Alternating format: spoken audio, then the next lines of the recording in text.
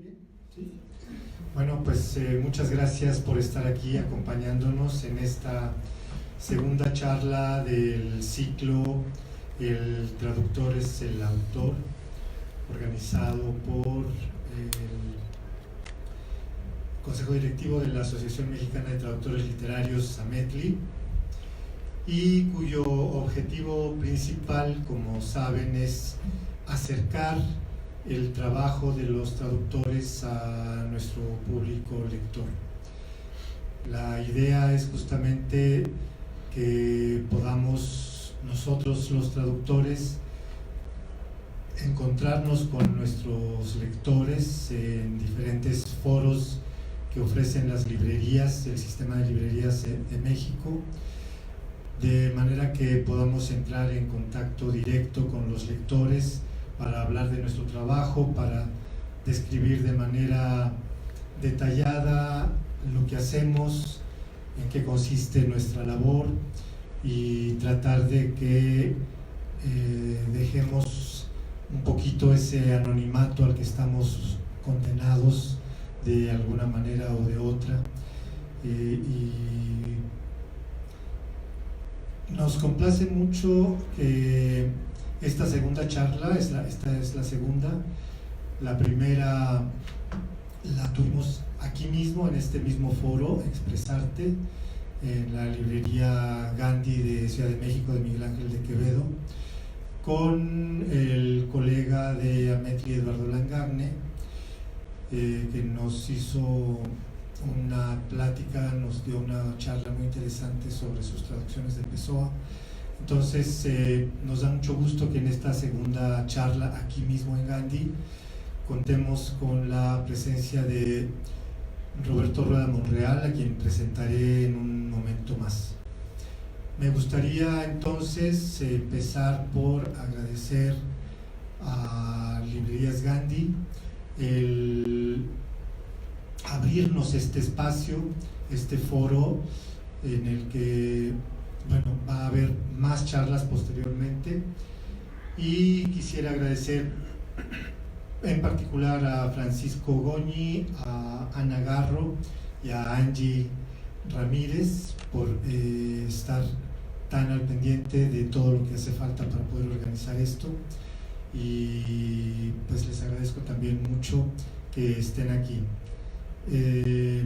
Estas charlas se dan en el marco de un ciclo y de una alianza que nosotros en AMETLI atesoramos mucho, y es un proyecto bastante amplio.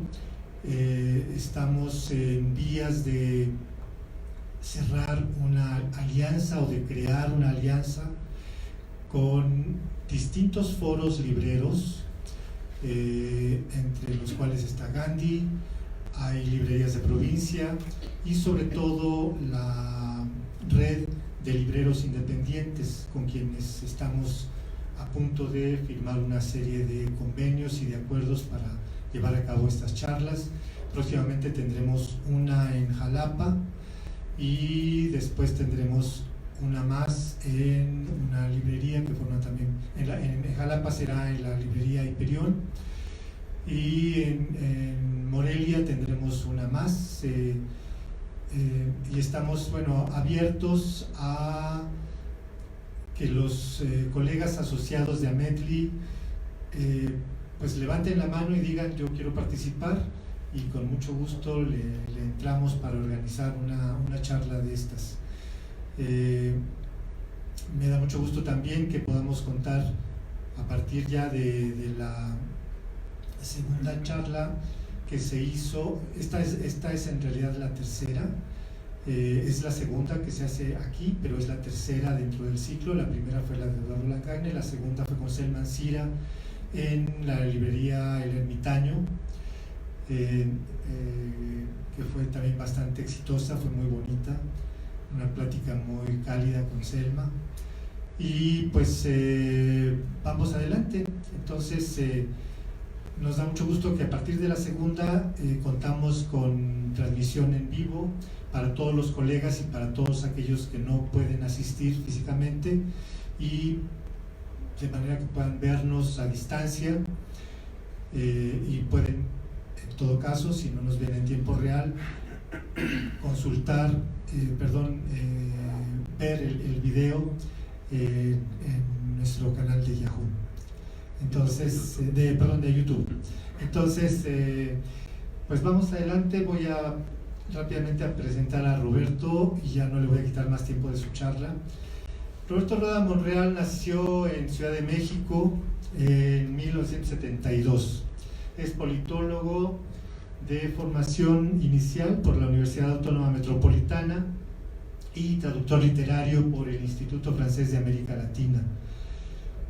Ha publicado obras como traductor literario, entre las que se encuentran las siguientes: Sapiencias y Artimañas de Birbal el Rajá, de Patrice Favaro y Hernán Ballester, Quetzalcóatl, el hombre huracán, de Lucie Dufresne, que se publicó en 2008 en Grijalbo, Traductora de Sentimientos, que aquí tenemos, de Hélène Rioux, que publicó Jus en 2009, La Iglesia Ortodoxa, de Olivier Clément, Venganza, de Robert Antelme, que se publicó en la revista Líneas de Fuga en 2011, Miércoles en la Noche en el Fin del Mundo, también de Hélène Rioux, que se publicó en Publicaciones y Fomento Editorial de la UNAM en 2014.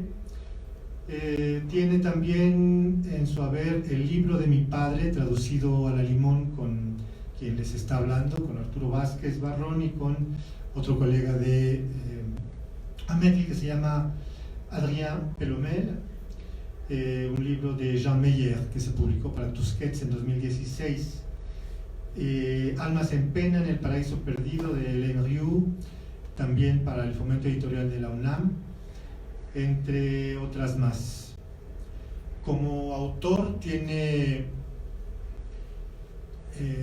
una novela publicada que se llama La Cloaca, el infierno aquí, en Ediciones B, y próximamente publicará su segunda novela, que lleva por título Pétalos Negros. Ha sido colaborador en diversos medios de comunicación, tales como Milenio Semanal, Milenio Diario, El Sol de México, El Malpensante, el Huffington Post, Animal Político, La Gaceta del Fondo de Cultura Económica, la Revista de la Universidad de México, Replicante, La Silla Rota y Nexos. Y también en la revista de corte académico Histor, del CIDE. Ha publicado también traducciones de artículos de fondo del pensamiento contemporáneo francés en la ahora extinta revista virtual Revue de Revue del Ministerio de Relaciones Exteriores de Francia, y ha realizado colaboraciones especiales en el suplemento cultural Laberinto de Milenio Diario. Ha participado en estancias y seminarios internacionales dedicados a la actividad traductora, como por ejemplo la del Centro Internacional de Traducción Literaria en Banff, Canadá, y fue coorganizador de la primera cantera de traductores en 2018 en Bogotá, Colombia, organizada por la Alianza Iberoamericana para la Promoción de la Traducción Literaria, de la cual forma parte Ametli. Es miembro fundador y coordinador de la cartera de prensa y medios de la Asociación Mexicana de Traductores Literarios, y recientemente fue distinguido o ha sido distinguido como miembro del Sistema Nacional de Creadores de Arte del FONCA en su categoría de traducción literaria. Dejo con ustedes a Roberto Rueda. Muchas gracias. Gracias, Arturo. Voy a comenzar con una pequeña lectura, porque es tanto lo que yo podría decir sobre Hélène que de repente podría divagar. Entonces un pequeño texto me da como un poco de orden, y ya después, si me desbalago, nos desbalagamos juntos, pues bueno, que así sea, ¿no? No recuerdo la fecha exactamente, pero sí el tema: la ética y la traducción. ¿Qué nombre para una ponencia? ¿En qué evento? En un encuentro internacional de traductores.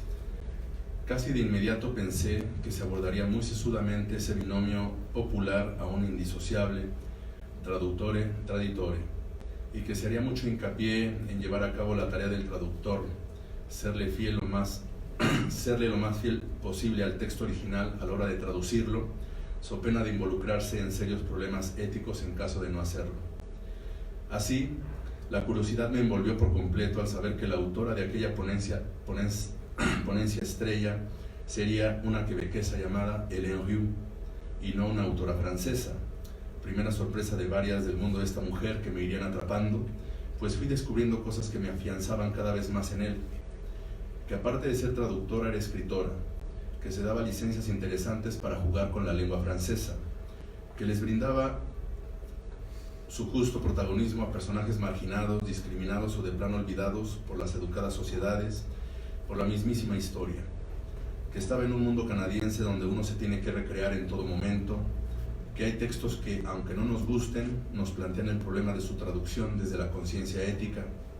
¿Quién decide cuáles textos traducir y cuáles no? ¿Cómo se llega a eso? ¿Por qué la traducción a veces no es un proceso para nada gozoso?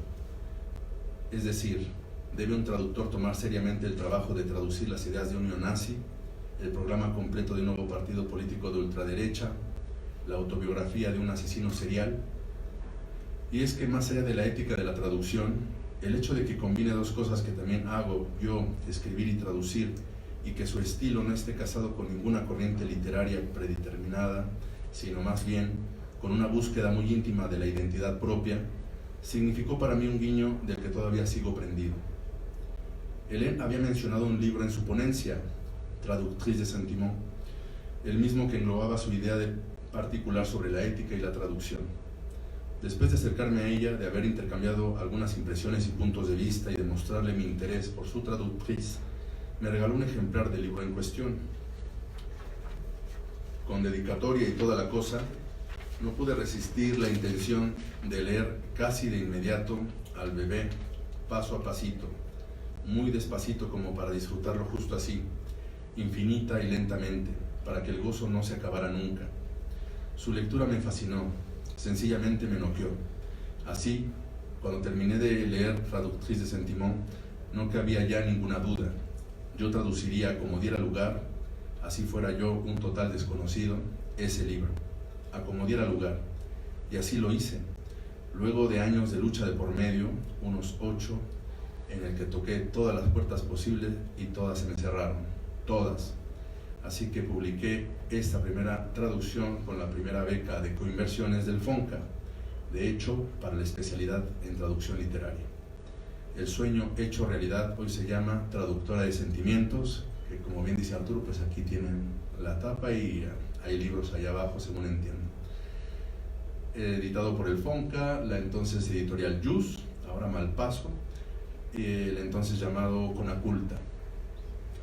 No obstante, el éxito logrado con la publicación de esta obra, al seguir en contacto con la autora, me di cuenta de que el personaje principal de la misma lo era de otra serie de libros que desde antes y después de Traductora de Sentimientos desata otro cúmulo de historias que van interconectándose, sugiriendo en el proceso un poderoso y gran mosaico. Así las cosas, existen otros libros en donde Eleonore, el personaje icónico de Riou, su alter ego, una escritora que también es traductora, es el pretexto perfecto que desata otras literaturas de extraordinaria envergadura a partir de lugares icónicos como París, Vancouver, Ciudad de México o San Petersburgo, o de escenas de vida conocidas o no de personajes universalmente referenciales como Cocteau, Hemingway o Gauguin, pasando por aquellas engañosamente sencillas de meseras, strippers y taxistas, mismas que bajo la pluma de Hélène se tornan en algo sorprendente en su conjunto, en todo momento interconectadas, así sea mediante algún engañoso nombre propio colocado justo en los contextos menos pensados de diversas situaciones, en otras partes del orbe y en el detalle más íntimos de escenas que nunca vemos venir. Como pueden intuir, una peculiar polisemia universal que se dispara hacia todas las direcciones, incluso hacia lo impensable, lo inconcebible.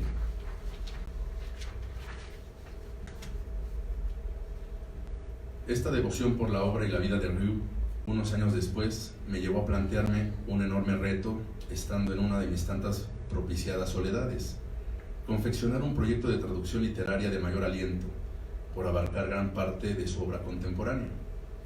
Uno de los libros que me atrajeron para introducirme en esta etapa del nuevo y ampliado proyecto fue Mercredi soir au bout du monde, una historia que Hélène decidió escribir para inaugurar una trilogía, aunque creo que al respecto ya he escrito un libro más, en donde pudiera reflexionar sobre lo canadiense, utilizando como pretexto un lugar que bien podría ser un restaurante con tintes de fonda popular, con servicio nocturno, uno llamado El fin del mundo, y sobre personajes y acontecimientos históricos construyendo sutiles puentes entre lo foráneo y lo local, entre lo de afuera y lo de adentro, entre la realidad y la traducción. De ahí que la colección que inauguró dicho retablo literario lleve por título Fragments du Monde, Fragmentos del Mundo, pedazos del más complejo y reciente rompecabezas rusiano. El proyecto para Mercredi me llevó en 2012, de hecho, al Centro Internacional de Traducción Literaria en Banff, en donde trabajé buenas e intensas semanas al lado de mi autora. Dicha experiencia no hizo sino reforzar la intuición literaria que nos conectó desde un principio de manera muy intensa y cabrona en tierras tapatías, en tierras mexicanas. Para 2014, mi traducción Miércoles en la noche en el fin del mundo, que tenemos de este lado, Libros UNAM, representó un proyecto de traducción literaria hecho libro, un libro que de hecho había propiciado la creación de una colección en Publicaciones y Fomento Editorial UNAM, una colección llamada Ultramar. El fin del mundo es una frase hecha de comprensión general, una comprensión universal que mi autora no cesa de poner en entredicho, al igual que otras frases, imágenes, paradigmas, personajes y arquetipos que en ocasiones en su obra llegan a ser aniquilados con tan solo una palabra. Concha, digamos. ¿Qué clase de imaginario podríamos construir al mismo tiempo con Concha en España, con Concha en México, con Concha en República Dominicana, con Coquille en Francia, con Coquille en Quebec? Con personajes metidos en su ficción que la historia real se ha encargado de aniquilar con tal de endiosar a otros, como Jean Proust, quien fue la mujer que tradujo la Biblia de Amiens, de Ruskin, pero que el mundo entero le atribuye a su hijo Marcel Proust, quien en aquella época estaba hasta el tope de chamba y maquilando en su cabeza, muy obsesionado, apenas el tímido esbozo literario de lo que después se convertiría en su gran clásico, A la recherche du temps perdu, en busca del tiempo perdido. La madre tradujo el texto durante innumerables días y el hijo corregía en ocasiones por las noches, solo cuando se lo permitía el cansancio del trabajo. ¿El corrector es el autor? No echemos en saco roto el planteamiento, bien puede servirnos para seguir el ejemplo de Rieu y aniquilar alguno que otro rígido paradigma. Al final del día, el texto traducido, terminado y revisado, fue entregado al editor y el sacrosanto libro se convirtió en toda una referencia sobre el arte de la traducción literaria, ligada así, una vez más, claro está, al hoy clásico francés, al hoy clásico literato Marcel Proust, sin que su madre Jean apareciera nunca, como sigue sin aparecer por ningún lado, ningún otorgamiento de créditos. Y es que a pesar de las infinitas y largas jornadas de matado trabajo, pues la mujer no es que tuviera todo el tiempo del mundo para dedicarse únicamente a traducir, ni editor ni hijo creyeron que dicho menester fuese vital. Inmortalidad, grandiosa y estentoria palabra. Gloria pues, un simple nombre de mujer. La historia no siempre cuenta la verdad, la literatura sí, por lo menos la suya, reflejo escindido. En ese sentido, en realidad somos almas en pena en el paraíso perdido. Bienvenidos sean al universo rusiano de la interminable telaraña que es la trampa de las letras, de las ideas, de la posteridad, de la ética y de la musicalidad, que a pesar de todo, incluyendo la fealdad y lo lúgubre, al final bien puede resultar en una literaria urdimbre, en una exquisita obra de excelsa belleza. Mi proyecto personal de traducción literaria ligado a Rieu y a las atractivas peculiaridades de su francés de Montréal ha ido creciendo y perfeccionándose con el tiempo, cada vez más. A pesar de que no he podido publicarla tanto como quisiera, pronto más títulos de mi original obra traducida en español mexicano, claro está, a partir de las novelas de Alain Rieu en francés québécois, claro está, serán una realidad. Y esto, hay que decirlo y celebrarlo, es gracias al apoyo del FONCA y justo lo que mencionó el último Arturo, al Sistema Nacional de Creadores de Arte. por su pasión a la hora de abordar y de encarar la intimidad en sus historias, por su atrevimiento a la hora de meterse con las estructuras formales de la lengua francesa, por su tamiz siempre cosmopolita, en donde México, aparte de España, tiene un lugar harto especial, pero sobre todo, tanto por el encomio que le da a sus personajes, incluyendo los aparentemente insignificantes, relegados o invisibles, así como por sus posturas en absoluto políticamente correctas, en fin, por todo ello, sé que la grandiosa pluma francófona de Hélène Rieu, en definitiva, tiene que alcanzar su justa dimensión en este extremo sur de América del Norte. Otro reto en español mexicano que hasta ahora seguiré encarnando a como dé lugar. Y menciono el agradecimiento, digamos, justo al sistema, porque recordé ahora un poco lo que dijo Selma en su anterior charla, en el sentido de que pues ella utilizaba la beca del sistema un poco para viajar y tener contacto con los lugares de los personajes clásicos con los que cuyas historias ella traducía, digamos, en sus libros. Y en mi caso más bien es como para utilizarlo de un poco de cebo para que las editoriales independientes universitarias, digamos, se dignen un poco a publicar a los traductores que tal vez no tenemos tanta carrera, ¿no? En fin, digamos, este texto me sirve de introducción, dado que pues ya hace como 10 años tuve la presentación del libro que encontró Gandhi, digamos, que distribuyen todavía en la librería, que es Traductora de Sentimientos, un poco como detonador de la forma que tiene Hélène Rieu de traducir, que no solamente va más allá de lo literario. Ella es especialista, ella como traductora es especialista en la lengua rusa y también en español. Al parecer, digamos, el español que más le gustó para experimentar o para introducirse en los vericuetos de la lengua fue España, y tiene un amor especial, digamos, por aquellas tierras europeas, y después conoció México. Pero un poco lo que digo al principio del texto, en términos de que realmente su lectura me noqueó y me enamoró, traductriz de Sentiment, es como curioso y contradictorio, porque amé su prosa, pero al mismo tiempo de estar amando su prosa, sucedió algo que precisamente ella describe al interior de su libro, porque al final del día juega con las palabras. Traductora de Sentimientos se oye como un título casi como muy sentimental, pero al mismo tiempo, como ella dice, sentimientos en la mente de la gente tiene una connotación de inmediato positiva, pero en realidad nos olvidamos de los sentimientos que son negativos, toda una gama que tiene que ver incluso con lo macabro, y fue ahí donde ella comienza a jugar, atreviéndose a ir más allá de su propia literatura que hasta entonces había estado escribiendo, porque dentro de esta primera parte de su literatura con su personaje icónico, Eleonor es una escritora y traductora, y como traductora trabaja para ciertas editoriales, pero como autora tiene una preponderancia especial en una colección que se llama Sentimientos, justamente porque Eleonor escribe novelas románticas. Eleonor es una enamorada de la vida y está enamorada completamente del paradigma del amor clásico, heterosexual, en donde las chicas se enamoran, son princesas y están buscando al príncipe. Digamos que la esencia de la colección Sentimientos tiene que ver con contar historias románticas, muy lineales, sin tantas complicaciones, en donde todos los personajes están como muy bien definidos y definiendo sobre todo una idea específica de lo que es el amor.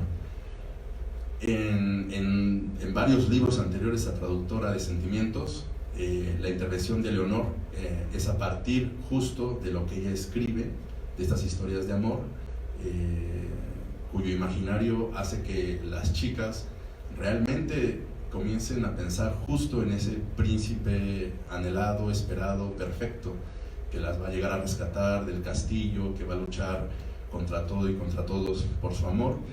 Y si se fijan, más allá de ser como una idea aparentemente hoy en día como boba o tonta o ingenua, en realidad justamente ese paradigma, curiosamente, en algunas ocasiones sigue intacto, Es decir, las mujeres u hombres nos colocamos un poco en el papel de princesas o caballeros que vamos a luchar por el amor y vamos a vencer todos los obstáculos, justamente partiendo de esta idea primigenia. Entonces, en Traductora de Sentimientos, ¿qué pasó con Hélène? Primero, punto y aparte de su literatura, en la vida real, ella estaba en España y justo ocurrió algo horrendo. Secuestraron a unas chiquillas y las asesinaron. Creo que Netflix ya está un poco el caso, es Las Niñas de Alcácer o Chicas de Alcácer, algo así. Y bueno, ahí pueden ver, digamos, cómo estuvo todo perfectamente documentado. 3 chicas que iban a divertirse en un sábado cualquiera y ya no regresan nunca a casa, pero lo que le llama la atención es justamente el tipo de muerte que tuvieron. Entonces, a partir de este viaje, bueno, ya viaja mucho a España, se queda grandes temporadas allá, comienza a elucubrar, bueno, ¿qué pasaría con mi personaje, con Eleonor, justamente, qué pasaría si Eleonor tradujera la autobiografía de un asesino serial?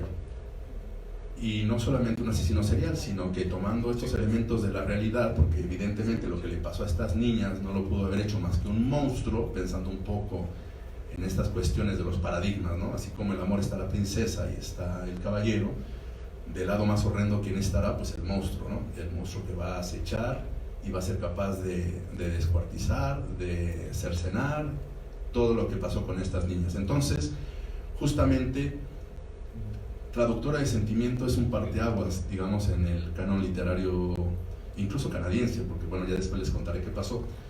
Pero justamente Hélène coloca a Eleonor ahora en una situación límite, cosa que nunca había hecho. Aprovechando esto que Hélène Rieu ve en España, comienza a elaborar en su cabeza una historia que, más que retorcida, sigue estando conectada con la literatura que hasta entonces había estado escribiendo. Y lo hizo de una manera genial porque, bueno, desde mi perspectiva, claro, ¿no? Porque retoma todo lo que había hecho este personaje en términos de estar escribiendo novelas rosas, y justamente es ahí donde se vuelve como más interesante el vínculo que establecí con ella, porque ahí es donde uno ve que, o observa, o lo comienza a vivir, la traducción deja de ser exclusivamente literaria.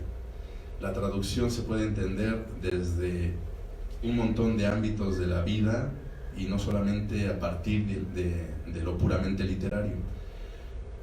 Comenzábamos a hablar justo de esta ponencia por la cual yo me enamoré, digamos, de lo que expuso, de sus ideas y demás, un poco de por qué la ética se veía como un tema demasiado académico, ¿no? Pero al escuchar su ponencia, tanto la musicalidad, esa forma que tiene de colocar justo las palabras donde menos lo esperas, que para ella es muy importante, y por el otro, la cuestión ética, no tomada a pie juntillas como de manera muy académica, sino en el sentido de, a la hora de traducir, el traductor realmente se pone a pensar que tiene una gran responsabilidad a la hora justo de traducir no solamente la forma, sino el trasfondo de las ideas o la intención de un autor, como justamente lo decía yo al principio, ideas con las que uno no está de acuerdo. Si nos colocamos en un papel muy profesional, seríamos capaces de traducirlo.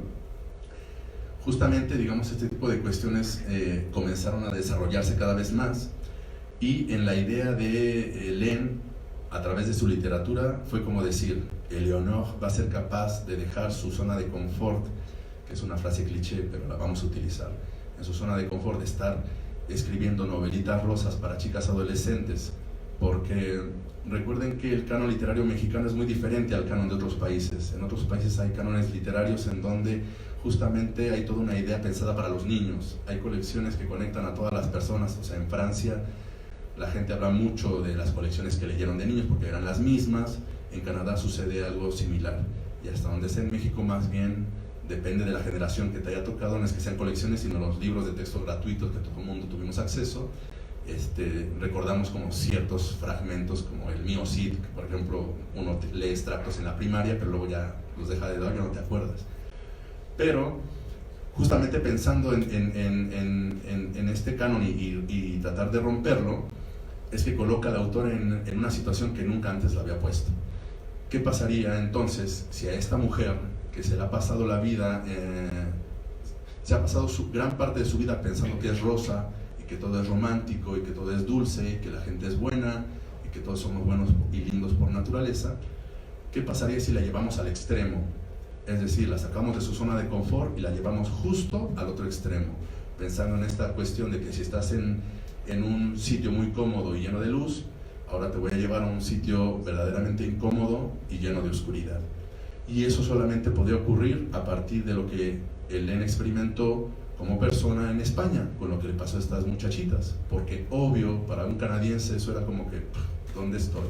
¿No? O sea, estoy en un país que amo mucho, que todo lo cultural, todo lo que le ha pasado a Hélène en España, y justamente a ella no le había tocado, digamos, un caso como los que aquí en México leemos todos los días y nos hemos vuelto insensibles, pero en aquel tiempo esa noticia fue un trancazo, porque finalmente las chicas de provincia de España pues estaban acostumbradas, tiro por viaje, a pedir ride, no me acuerdo ahorita cómo le llaman allá, pedir a dedo, creo, de a dedo, en fin, pedías ride, ibas a la fiesta y regresabas de la misma manera sin ningún problema. Entonces justo en este viaje les pasa esto, y esto impacta mucho a Hélène.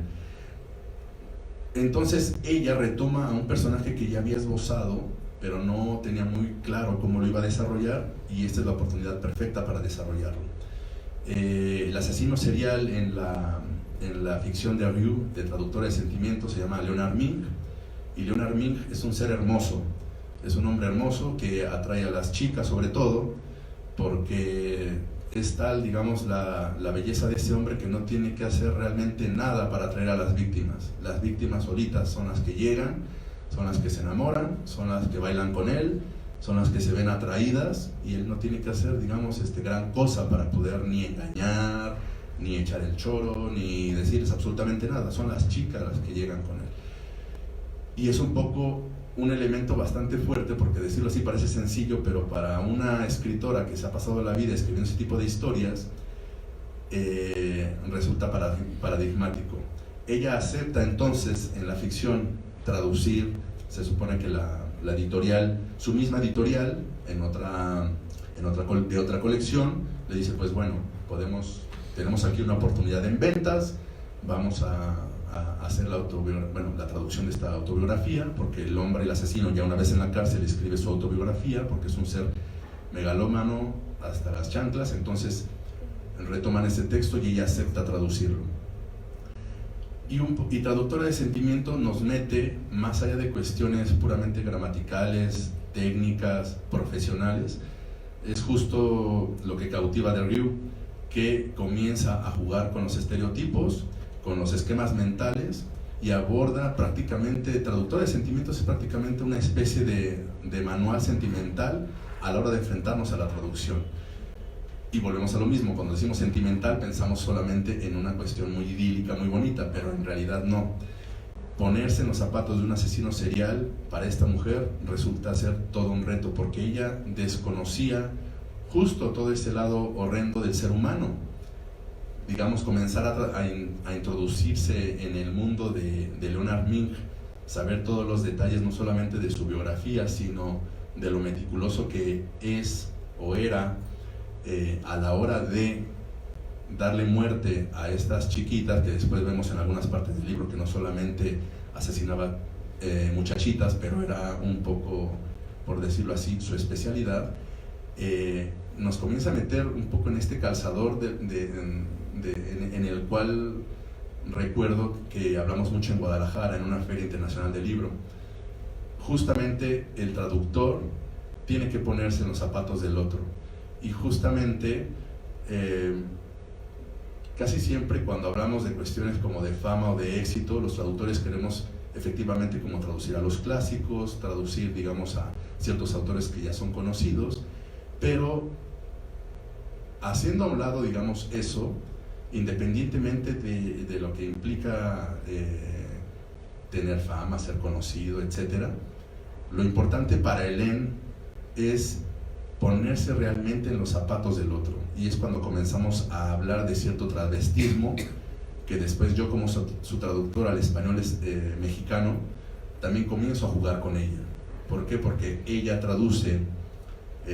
está traduciendo a un personaje que a su vez es escritora y traductora, y yo estoy traduciendo a Hélène, que yo así le digo, es mi autora franco-canadiense. Yo estoy traduciendo a su vez a una escritora traductora que traduce a su vez al personaje que es escritora y traductora. Entonces, en este juego de espejos es bastante interesante, porque yo también, para mí fue un reto ponerme en los zapatos de la mujer que está traduciendo a su vez la autobiografía de ese asesino serial.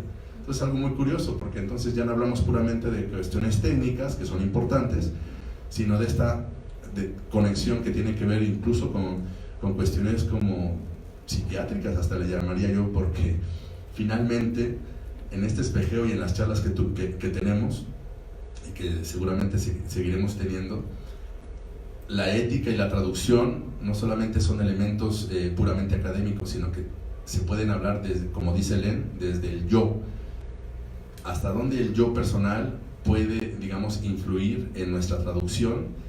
Y justamente por eso hice las preguntas al principio en el texto. Uno ya tiene, digamos, ciertas afinidades, gustos, religión, preferencia sexual, nivel socioeconómico, tiene toda una serie de elementos que condicionan nuestra realidad. Y justamente lo que Hélène, a través de su obra, nos invita a reflexionar es que hay veces que esos paradigmas y esas condicionantes que ya tenemos las tiene alguien más en otra parte del planeta, y sin embargo su visión del mundo es muy diferente, pero que hay palabras y hay ciertas cuestiones del mundo de esos mismos tipos de perfiles que se interconectan, pero de otra manera. Nos llegan a nosotros conceptos y palabras y nosotros las asimilamos de una forma completamente diferente, y ahí tenemos una traducción completamente única que nos va a dar a su vez una realidad bastante diferente.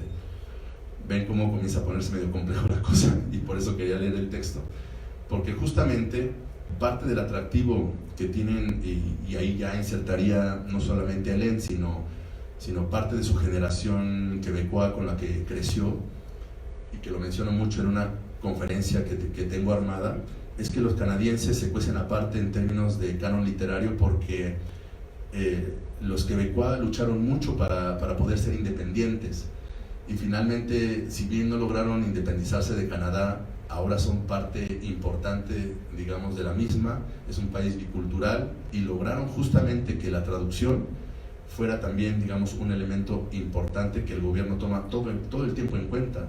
Los canadienses siempre piensan en dos niveles, siempre esa cuestión bicultural está presente.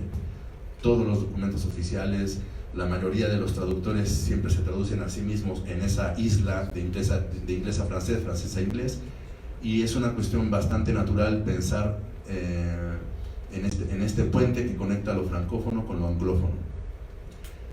Así las cosas, entonces, en Traductores de Sentimientos justamente está ese paradigma interesante que se establece desde la ficción misma.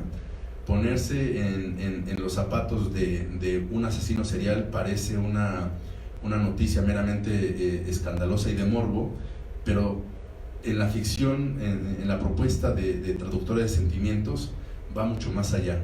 Y cuando digo que las reflexiones que se pueden hacer a partir de lo que propone la ficción de Hélène Rieu es bastante interesante y puede ser impactante, porque justamente, por una parte, uno puede cuestionar la realidad a partir del paradigma traductor.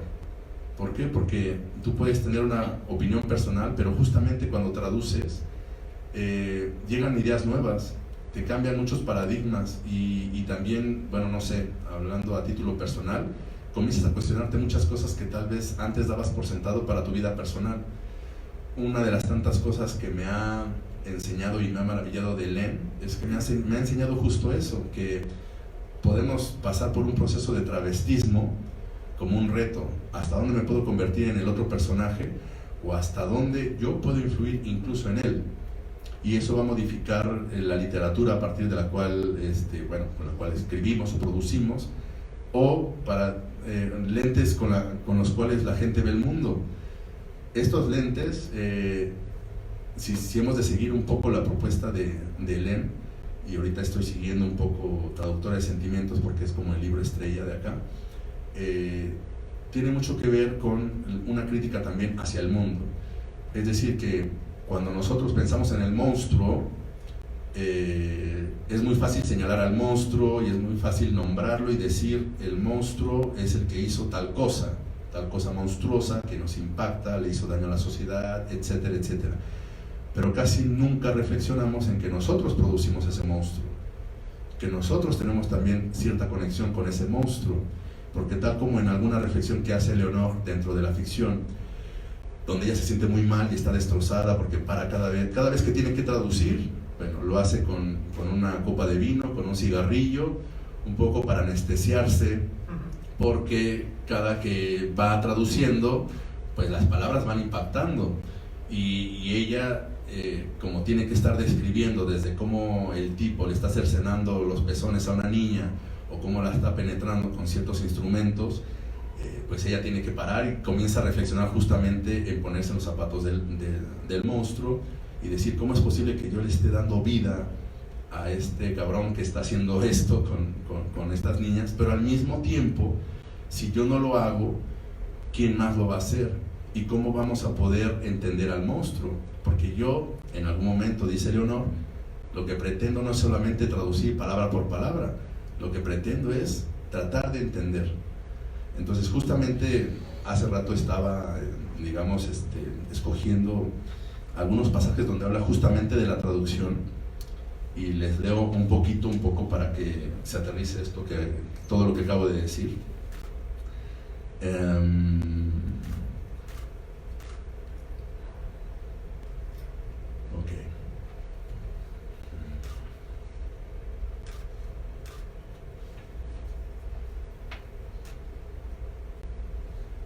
Escribo esto, las palabras me queman, me convierto en Nancy amarrada a la silla, la orina corre entre mis muslos, mi cuerpo, tieso de sufrimiento, cierro los ojos, siento el agua fría rociar mi sexo, mi cuerpo extendido en una superficie dura, grito, siento el filo, pero no muero, soy Nancy desnuda y descuartizada en una mesa de madera, la sangre chorrea entre mis piernas, las cadenas ciñen mis puños, mis tobillos. La muerte llega tan lento.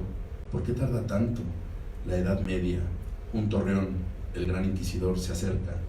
¿Qué se trae entre manos? Sigo escribiendo, escribo yo.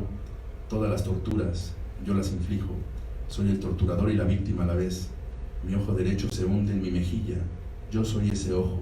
Suplico e inflijo al mismo tiempo. Soy esa espalda azotada, ese pezón arrancado con tenazas. Soy Leonard Ming. Soy yo quien digo, es la primera vez que me cojo una tuerta. Yo soy esa tuerta.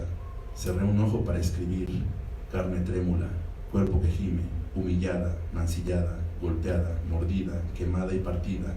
Le imploro a mi verdugo que me remate, y yo soy el verdugo. Soy Gary Sheldon, que escupe. Soy Leonard Ming, que eyacula en el rostro de Nancy, y yo soy ese rostro. Me detengo para respirar, pero ya no tengo aliento.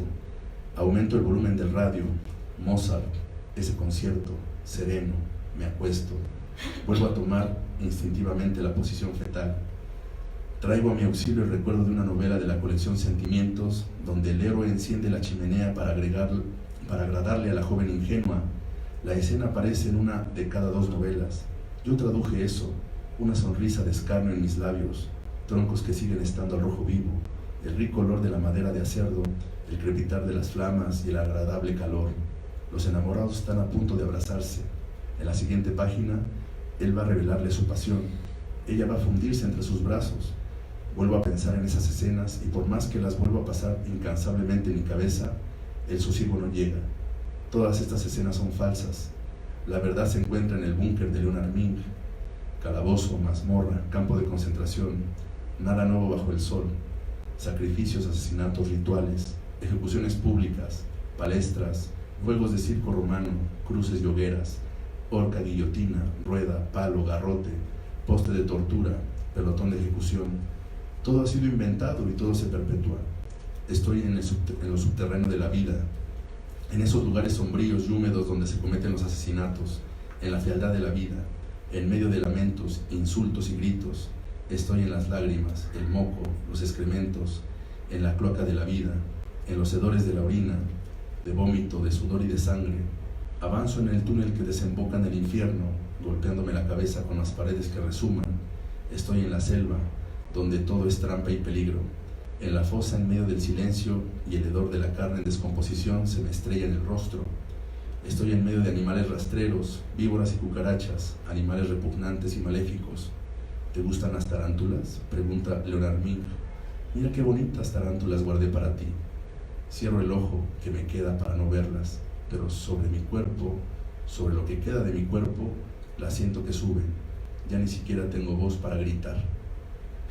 Entonces, digamos, este tipo de textos, traducirlos y ponernos en el lugar de Eleonore, es una apuesta no solamente literaria, sino una invitación a reflexionar de Rieu en el hecho de que cuando uno traduce, uno tiene cierta responsabilidad ética.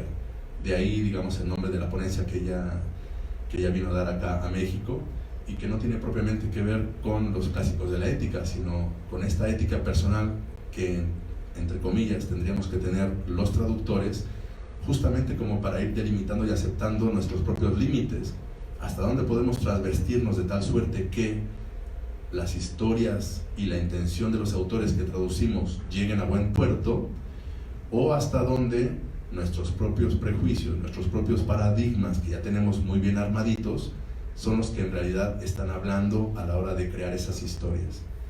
Y ojo, podemos caer un poco en esta angustia que tiene Eleonore de ver hasta dónde realmente estamos siendo fieles al autor, entre comillas, original, o estás, digamos, deformando una historia original en aras de que no escuches o no leas cosas tan horrendas como las que acabamos de describir, y que sin embargo pueden implicar otro tipo de cosas, porque seguramente para este asesino serial de la ficción, tal como lo cuenta en otro pasaje, comienzan a hablar no solamente de los asesinatos por los asesinatos mismos, sino como obras de arte, cuestiones de incomprensión, cuestiones de su alma, etc. Entonces, creo que en ese sentido, platicando con Rieu, este imaginario da para mucho, porque incluso más allá, digamos, de lo horrendo, la traducción, recuerdo mucho una plática en Guadalajara con ella, ¿no? Ya cuando habíamos terminado lo que teníamos que hacer en la feria, platicamos ciertas anécdotas acerca de cómo se puede entender, digamos, la traducción, saliéndonos de Traductora de Sentimientos, que fue como un libro impactante, incluso para ella, estando en Canadá.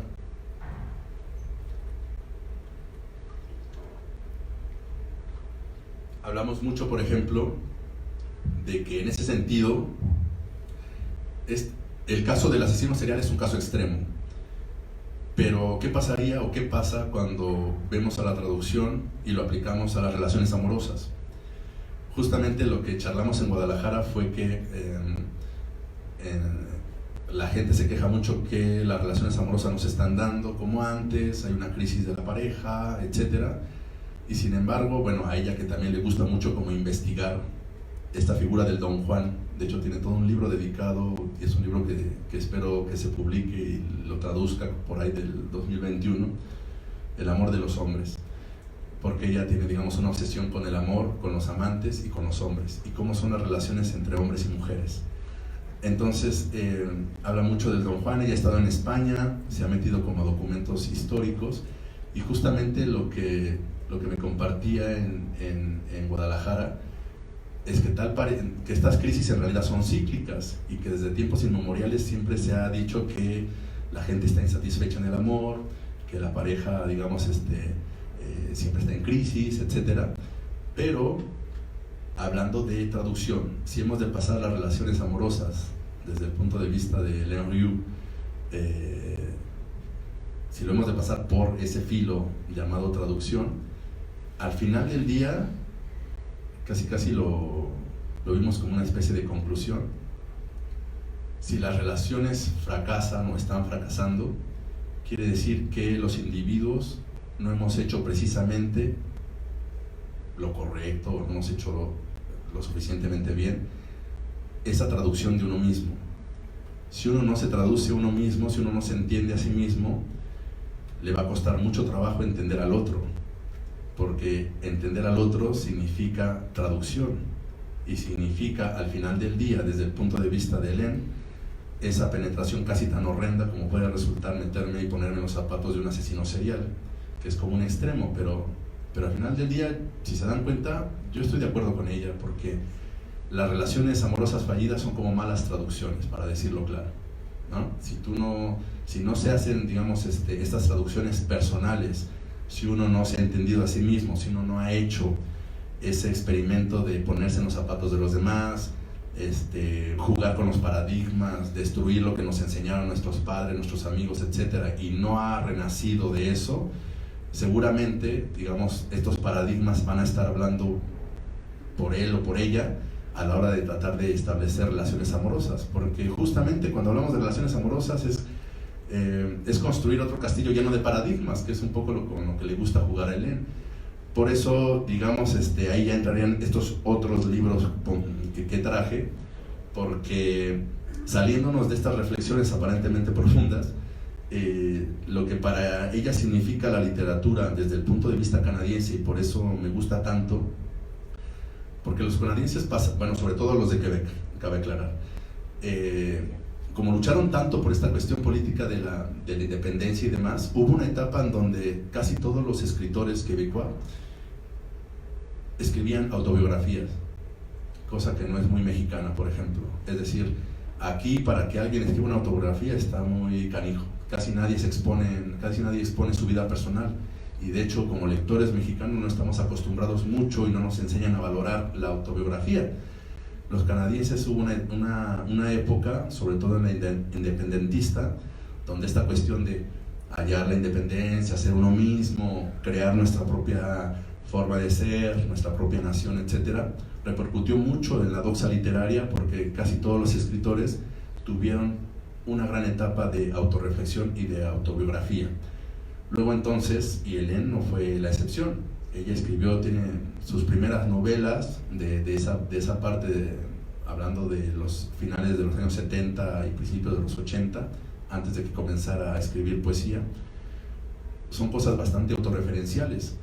En ese sentido, los quebecois no le tienen miedo a hablar de sí mismos, exponerlo, sobre todo porque es gente que una parte sí nació ahí, pero muchos vienen de otras partes del mundo. Acuérdense que Canadá tiene una gran tradición de acoger a gente de fuera, se nacionalizan y demás, pero todo este abanico de posibilidades siento que marcó a toda esa generación y a Hélène mucho, porque casi la mayoría de sus historias tienen que ver con, evidentemente, quebecois, pero no solamente con los quebecois, sino con gente del mundo, los migrantes, la gente de España, la gente de Rusia, la gente de República Dominicana, los mexicanos.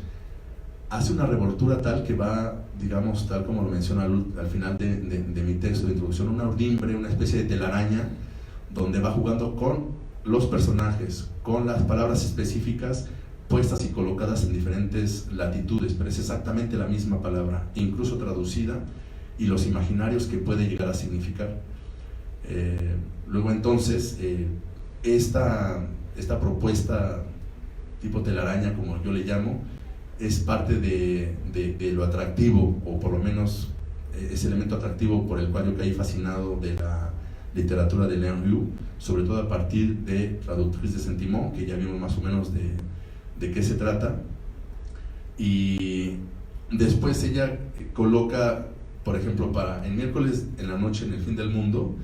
El fin del mundo es esta fonda que yo les mencionaba. Es un lugar, es como un restaurante, pero no es como los restaurantes de México.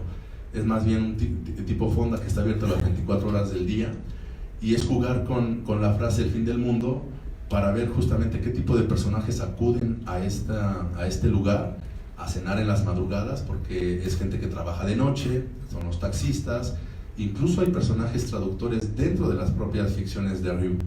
Los traductores van a tomarse un café en la madrugada en el fin del mundo, con todo lo que eso significa en el imaginario.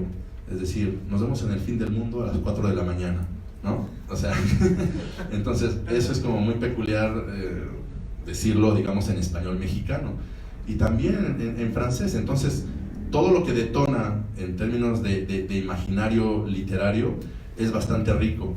Toma digamos, las vidas cotidianas de la gente común y corriente que vive de noche, que eso es muy común en Quebec, para armar toda una historia a partir de los miércoles de estas personas que se reúnen justamente para jugar a las cartas.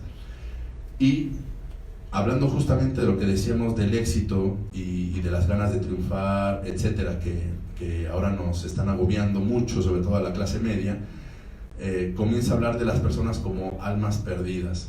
Somos como almas perdidas buscando constantemente ese paraíso. Entonces arma otra serie a través de este libro, que es muy entrañable, y bueno, la UNAM lo editó muy bonito.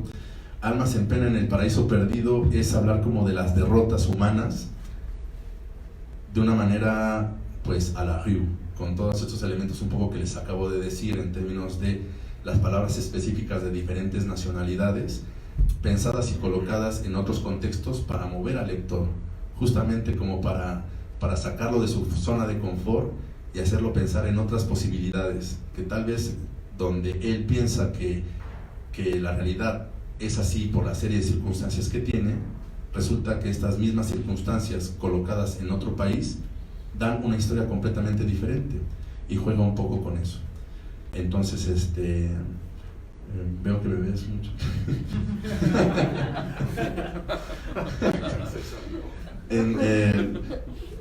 Este libro, por ejemplo, también me gustó mucho y también me enamoré bastante, porque tiene estas referencias como religiosas, muchas de las cuales tal vez yo no comparto, pero volvemos a la cuestión de la ética, ¿no? Sin embargo, como no es lo que prevalezca, no es lo religioso lo que prevalece ahí, sino que son historias muy puntuales de personajes muy puntuales, uno va entendiendo por qué el paraíso perdido. Hay una serie de historias muy interesantes, entre ellas, por ejemplo, les platico rápido, de un músico que ya está muy viejito, está casi a punto de morir, pero curiosamente siempre prolonga su vida, siempre te está diciendo que está a punto de morir, pero el hombre hace y deshace. El chiste es que este hombre obtuvo el éxito como de chiripa a través de es un músico, y se supone que él creó una canción para una película, que escogieron para una película de Hollywood, y gana el Oscar y tiene, digamos, su momento de gloria, tal como le gusta llamar estos momentos, ¿no? Y Ernesto Liri, tal como le pone al personaje, es un viejito que comienza a reflexionar sobre su pueblo en Italia, pero todo el tiempo, no sé, se me viene a la mente como Verónica Castro con estos sketches chistosos acerca de por qué triunfó antes, siendo rostro del Heraldo, y mencionarlo constantemente, y que tuvo sus programas en la televisión y fue muy famosa y todo el mundo la seguía y la gente la veía en la madrugada. Ernesto Liri es como una especie de Verónica Castro de la cinematografía, pero que solamente triunfó por una obra musical. Y curiosamente se supone que la obra estuvo tan chingona que hicieron covers y lo siguen homenajeando, pero en cosas como muy puntuales, pero con esa canción se hizo millonario. Entonces tiene todo el tiempo del mundo para contratar como a sus asistentes, alguien que está haciendo su autobiografía también, pero con una familia desastrosa. Y Ernesto Liri, al final del día, independientemente de las actrices de las cuales se enamoró, que incluso a partir de la historia de Ernesto Liri hay muchos personajes que tienen su propia historia independiente, porque habla del cine noir, de las actrices y por qué actuaban como actuaban, que es una femme fatale, etc. Pero al final del día, a Ernesto Liri, estando a las puertas de la muerte, lo único que le interesa es probar una sopa que su mamá le preparaba cuando era niño, y esa sopa solamente está en la Toscana. Por eso quiere viajar constantemente a la Toscana, y es hasta este libro que lo logra. Y Hélène te pone, digamos, en situaciones realmente, porque te cuenta cosas excelsas, y al final del día, para la historia de Ernesto Liri, lo único que vale la pena, luego de toda su gloria, luego de su Oscar, es probar la maldita sopa que su mamá le preparaba en la Toscana. Y al final la sopa se convierte en la verdadera protagonista de de las intenciones de este hombre que vivió y sufrió, digamos, en la fama, en este Hollywood idealizado en la pluma de Ellen, y cosas como esa, es decir, poner a seres humanos simples y corrientes en la cúspide y después hablar de su derrota de manera literaria, de una manera jocosa, de una manera a veces hasta irrespetuosa, es parte del sello de la casa de la literatura de Ellen Guillou. Entonces, pues yo creo que con eso lo dije más o menos todo. No sé si seguramente se me fueron muchos elementos de esta gran telaraña.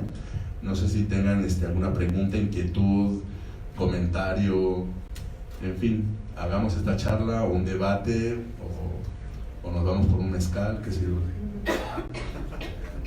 Pues bueno, muchas gracias, Roberto, por esta plática. Siempre es muy interesante escucharte. Ya estoy viendo que se levantan por ahí algunas manos. Yo creo que tendrán bastantes cosas que preguntarte o que comentarte. Yo tengo algunas, pero me las reservo. Quisiera entonces ceder la palabra al público. Adelante, por favor. Sí, antes que nada, gracias, súper interesante todo. Tengo dos preguntas. Una un poco relacionada con lo que comentabas de esta tarea del personaje de traducir al asesino serial. Sí. Es más, me recuerda un poco algo que menciona el psicoanalista Irving Yalom, cuando él habla de cómo uno como terapeuta a veces le toca hacer terapia con alguien que lo trauma mucho, que le recuerde sus momentos sí. más oscuros personales. Sí. Y quisiera preguntarte a ti, si a ti te ha tocado eso como traductor, si te ha tocado traducir algo que resultaba ya sea muy difícil por cualquier razón, por una razón muy personal, emocional, o simplemente porque estaba tan mal escrito y te quedaste ahí con la duda de ¿qué hago con los errores? ¿Los mantengo? ¿Los corrijo? Que siempre es un debate entre los traductores, que tenemos que lidiar con eso. Claro. Y ya la segunda pregunta sería más por el lado de lo quebequense y los modismos quebequense. Sería, pues sabemos que el francés quebequense es muy particular, tiene muchos elementos muy suyos. ¿Y en qué medida trataste de mantener ese sabor, ese sazón quebequense? Sí. ¿Y en qué medida tradujiste los modismos a modismos mexicanos más o menos paralelos, sí. equivalentes? Serían las dos preguntas. A ver si logro situarme. En la primera, pues por la formación que tuve de acá, de mi maestro a la derecha, que siempre nos enseñó de manera muy profesional en el diplomado de la embajada, en su diplomado armado en las épocas de la embajada de Francia en México.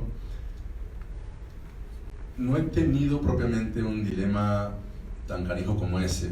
En realidad, creo que he logrado traducir los textos que quiero porque he luchado, por ejemplo, por esta autora, así como he luchado por otros, para tratar como de depurar.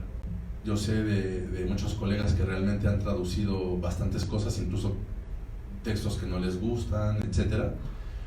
Más bien, de repente caigo con algunos pasajes, pero que me parecen divertidos más que molestarme o más que parecerme éticamente cuestionables. Más bien los coloco desde el punto de vista de, mira, hay alguien que sigue pensando esto, ¿no? De tal situación. Y no solamente la sigue pensando, sino que la escribe. Y entonces pues ya me da un poco de risa y me aviento e intento ser lo más profesional que puedo ser. Pero hasta ahí. No he tenido hasta ahora un dilema ético de tal suerte que, tal como sugiere Ellen Guillou, ¿no? Que si te caen textos, por ejemplo, que vayan en contra de ti mismo como persona, de tu religión, de tu preferencia, de tu familia o de ti mismo, no sé, depende, ¿no? Yo creo que tendrías que tener mucho hígado como para decir, bueno, en aras de me van a pagar muy bien, entonces yo de todo modo lo voy a hacer. Yo creo que no lo haría, pero no me he visto todavía como en esa situación. Y en cuanto a los modismos, como yo siempre estoy en contacto con mi autora, cuando tengo como dudas muy específicas, le pregunto. Entonces, de hecho, a mí me sirvió mucho la estancia en Banff, porque fueron como 3 semanas muy intensas con ella, justamente con Miércoles en la noche en el fin del mundo. Hubo toda una serie de marcas, algunas frases o algunas palabras o algunas formas del francés no eran propiamente por la cuestión quebecoa, sino con el estilo propio de la autora, y hasta cierto punto comenzar a negociar ciertas otras, porque Hélène, con esta cuestión de esta telaraña que yo les mencionaba, que yo me imagino que no es privativa de ella, pero bueno, yo creo que todos tenemos una gran telaraña también. Lo que pasa es que en ella es evidente, y justamente una de mis preocupaciones con publicar Hélène y que se publique un libro por acá y por allá y que no haya una especie de colección, es que precisamente es una historia donde los personajes van interconectados. Entonces, si bien cada libro se puede leer de manera independiente y no vas a tener ningún problema y lo vas a poder gozar, como que sí estaría bueno, por ejemplo, en algunas partes ya menciona al asesino serial antes de haber hecho la autobiografía. Entonces, yo a lo que voy es que más bien muchas de las consultas son específicamente sobre frases o palabras muy quebecoas, pero hay otras que tienen que ver con personajes. Por ejemplo, alguna vez ella me decía, y de hecho creo que esa historia está acá en pero bueno, me preguntó, oye, pero de estos niños que, ¿cómo se llaman estos niños? ¿Cómo les dicen? Los niños de la calle. Los niños de la calle. Bueno, ella ha estado en la Ciudad de México. Dice, es que viene el metro a un niñito que se estaba arrastrando, ¿no? Y vi que nadie se sorprendió, como que era todo muy normal. Entonces para ella fue como un shock ver a un niño arrastrándose, ¿no? En el piso del metro y limpiándote los zapatos y vendiendo cosas. Para ella dice que fue como un shock. Ella no entendió por qué los demás no estaban en shock, ¿no? Es decir, ahí vemos un poco estos paradigmas de la pobreza, que es muy diferente. Y me decía, oye, pero estos niños que yo vi que la mayoría eran indígenas o eran indios, me planteaba, ¿no? Si yo escribiera una historia donde este niño, porque ella visitó se subió a la línea 2, a la línea azul, dice, y si este niño fuera llegando a la estación, al metro Villa de Cortés, ¿no? Y no le daría como miedo. Entonces yo me comencé como a reír, ¿cómo miedo?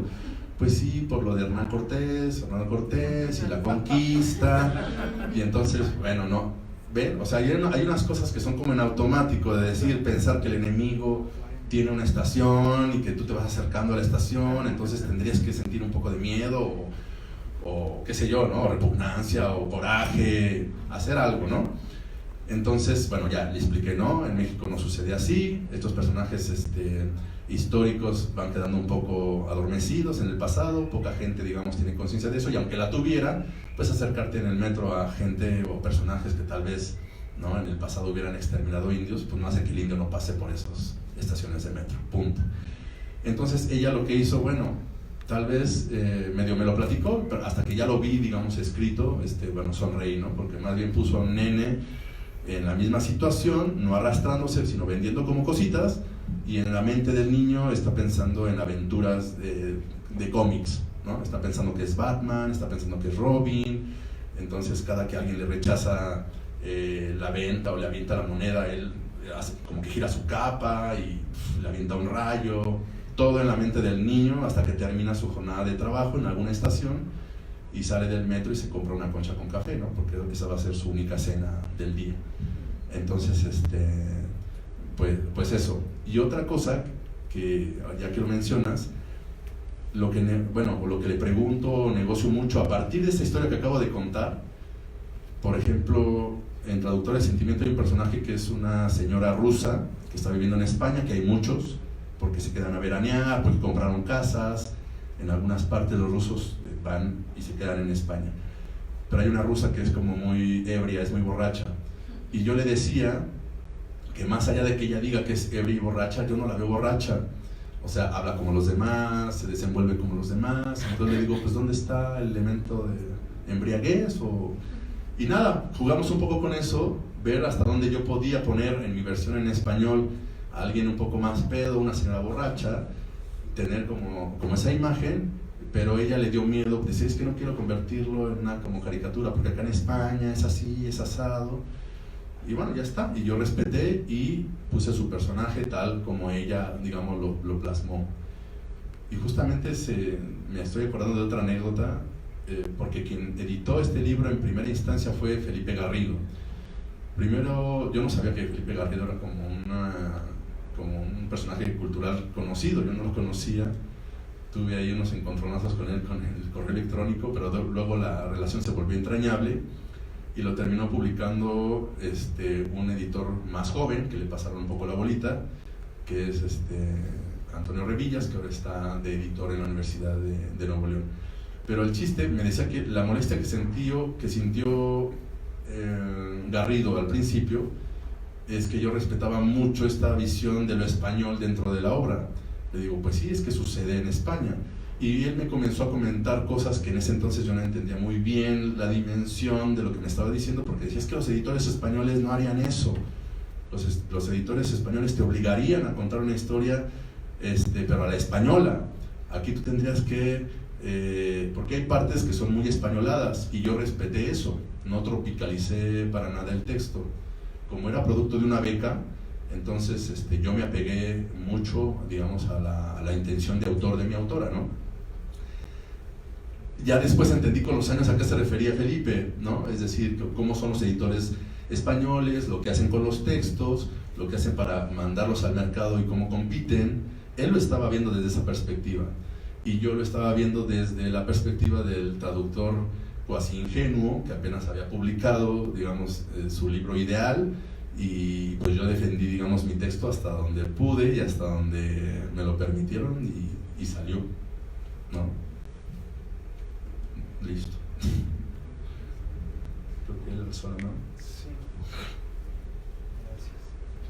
Gracias. Por todo lo que nos has contado, da la impresión de que le estás dedicando tu vida a Hélène Riou.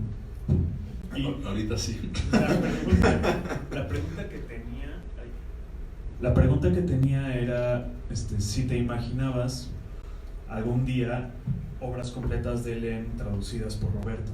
Parece que sí, pero ahorita dijiste algo así. Ahora mi pregunta es, ¿cómo planeas lograr eso? Lo que pasa, bueno, es una pregunta interesante.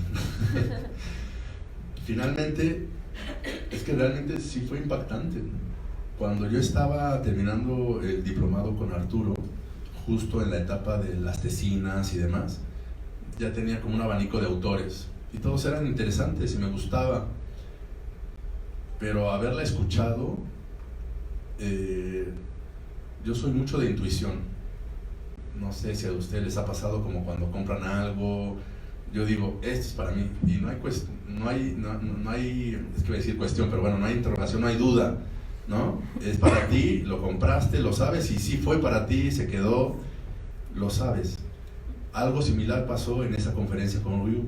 Cuando estaba yo en esta duda de, bueno, más o menos qué autor escojo, haberla escuchado tal como la escuché, el tema que era,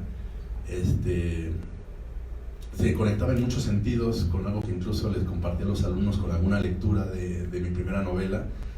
Hélène Riou también creció en un ambiente, en una colonia de Quebec no favorecida, muy a las afueras de Montreal. Tuvo una vida más o menos dura, se las vio duras, se fue de su casa como a los 17 años, cuestionó a sus padres, quiso romper esquemas, entonces rebasó lo que estaba exponiendo de manera literaria para pasar a lo personal. Entonces ahí comenzó como un espejeo bastante fuerte. Si bien no quiero caer como en este cliché de que somos como almas gemelas o una cosa así, lo cierto es que la propuesta por lo menos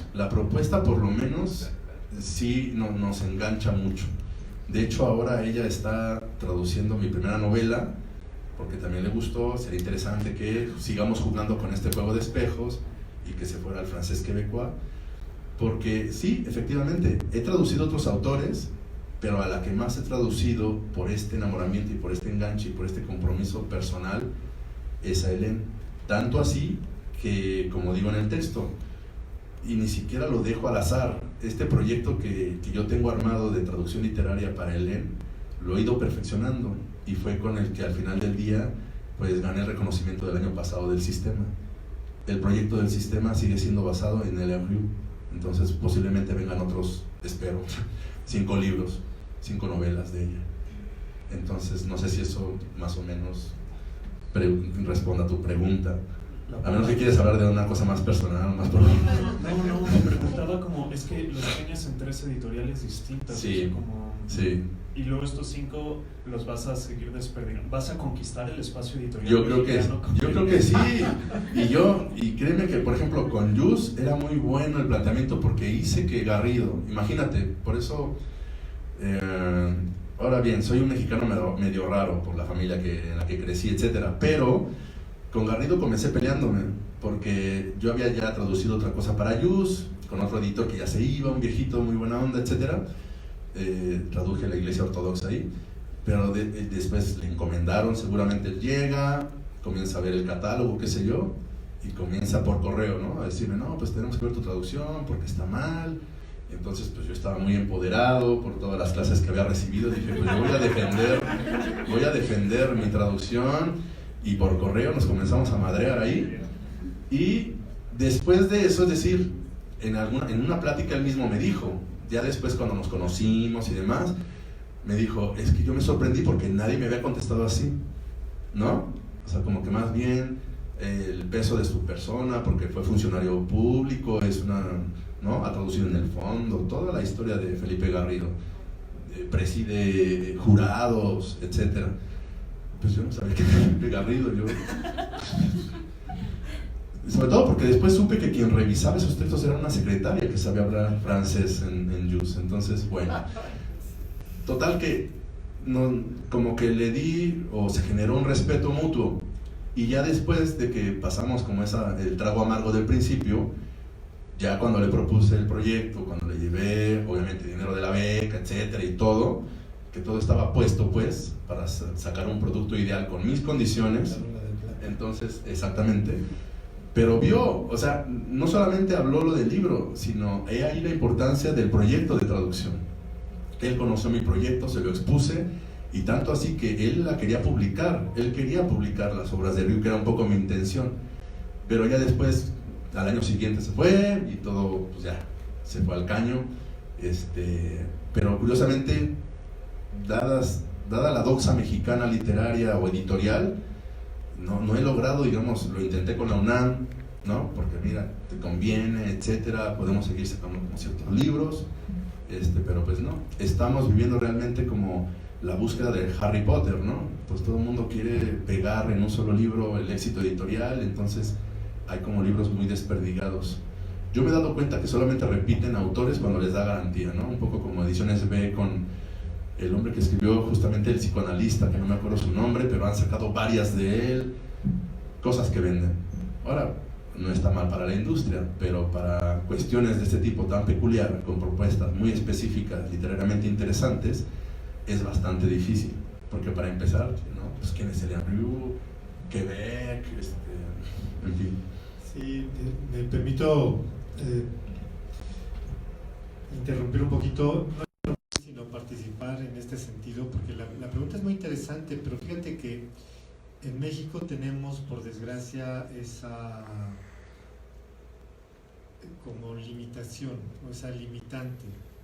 Mi caso personal, por ejemplo, que es un caso de enamoramiento muy similar al que tuvo Roberto con Elian Ryu, lo tuve yo con Anisono, por ejemplo. Y pues bueno, se estableció una relación personal muy muy cercana con ella, al grado de que ella me cedía sus textos sin pagarle derechos, y estaba convencida de que yo era su traductor, y yo estaba convencido de que ella era mi autora.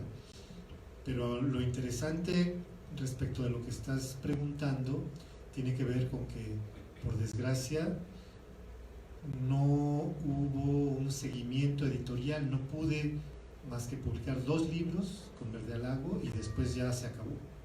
Es decir, no hubo más, y no ha habido manera de que los editores se interesen. Estoy tratando de hacer un seguimiento de las traducciones de Ani, pero es complicadísimo.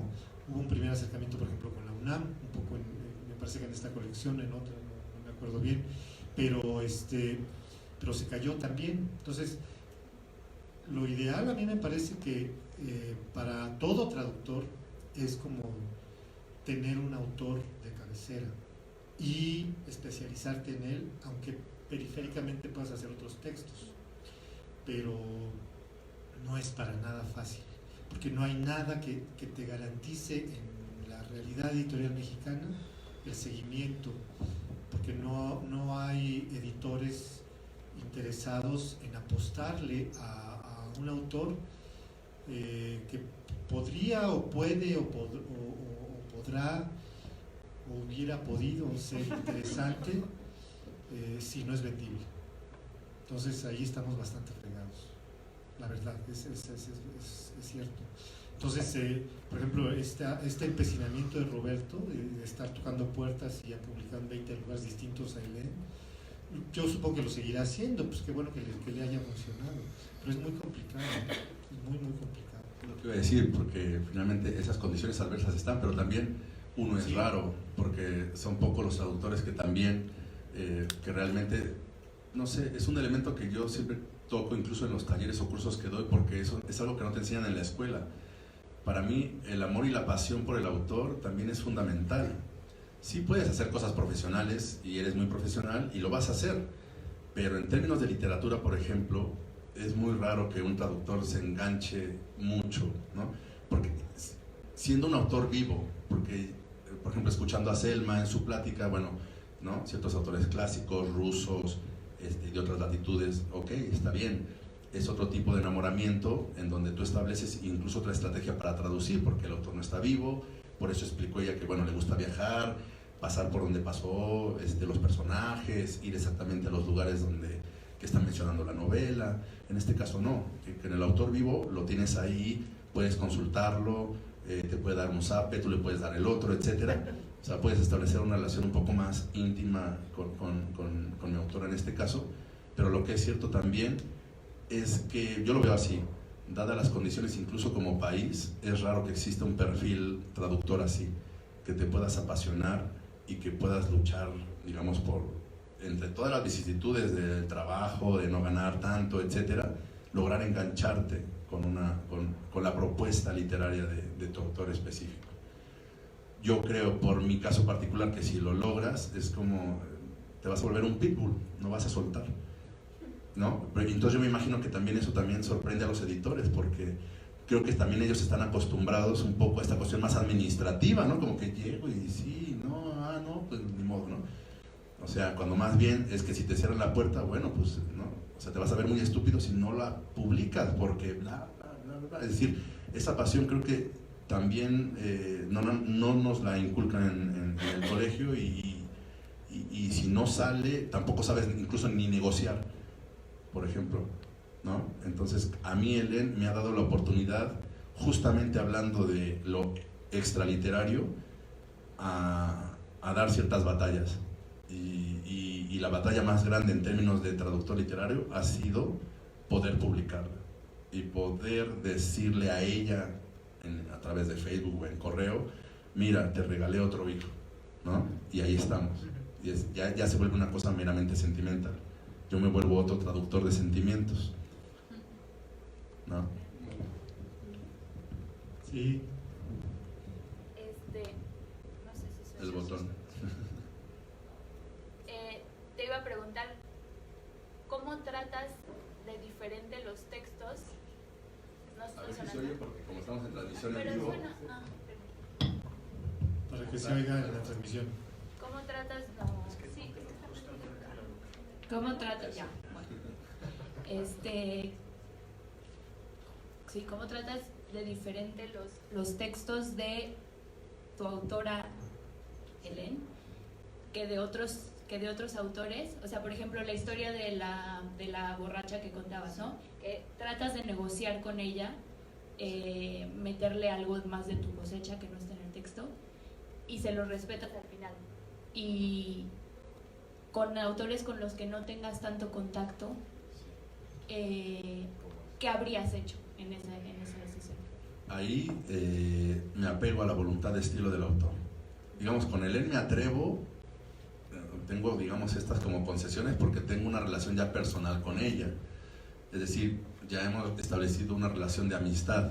Entonces, más bien yo apelo a esa relación de amistad para poder decir, oye, me parece que podría suceder esto con tu texto en español si no hacemos tales modificaciones. Cuando no tengo esa oportunidad, me apego a la formación profesional y respeto la voluntad de estilo del autor. Así no me parezca a mí o me parezca cosa rara, no soy yo el que está, digamos, no soy yo el personaje, yo soy el traductor. Entonces, en ese sentido sí pongo una frontera.